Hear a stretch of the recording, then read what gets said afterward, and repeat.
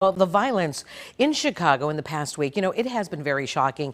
And too often we tell you stories of tragedy and loss. And we admit we don't tell you enough about the resilience of people who survive, even though they're left physically damaged and mentally damaged. And that changes now. We caught up with Loinda Jones, who survived a mass shooting on the South Side 8 months ago. Now, she was at a cancer gathering with friends on a back patio when two gunmen came and opened fire. There were 6 people who were shot. One of them died, and Loinda survived. Here is her story in her own words. The bullet not only hurt me physically, it hurt me mentally. 40 shots were fired. Police actually found 40 shells from 2 different guns, which means there were 2 shooters that I never even saw. I didn't feel the bullet go in at all.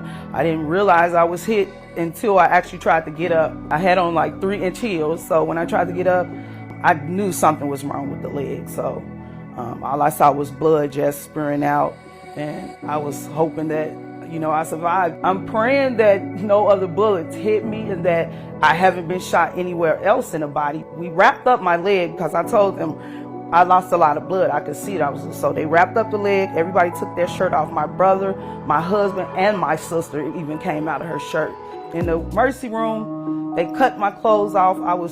It was traumatic. I had bright lights in my face. I get this crazy news that they say, okay, you have to sign right here. Just sign right here for a blood transfusion because we do have to take you in surgery. And we took an x-ray scan and we think the bullet may have hit an artery. So if we can't stunt the artery, that we might have to take your leg. And I was like really scared and just crying. I did the first surgery and then the next day I got the surgery where they put rods and screws in my leg because the femur bone was broke. I had a bunch of why me questions. Why did this happen? Why did the guy who even got killed, why did he, because him and his wife had just bought a home and he was only 39 years old. I'm 45. The body doesn't heal the same after you get so old. So I'm still struggling with that right now. I'm on a lot of medication. That's something that I've never been before. I'm on blood thinner.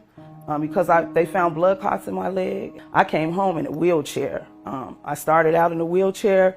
I went to physical therapy for 4 months and a half.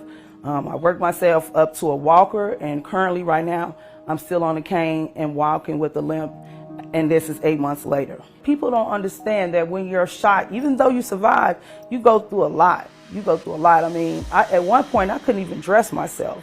At one point, I couldn't even get in the tub by myself. My husband had to do all those things himself. And for me, we've only been married for 2 years. You go through something mentally when you get shot. I suffer from panic attacks now that I've never did before. I'm on anxiety medicine for PTSD. It's hard. It's hard.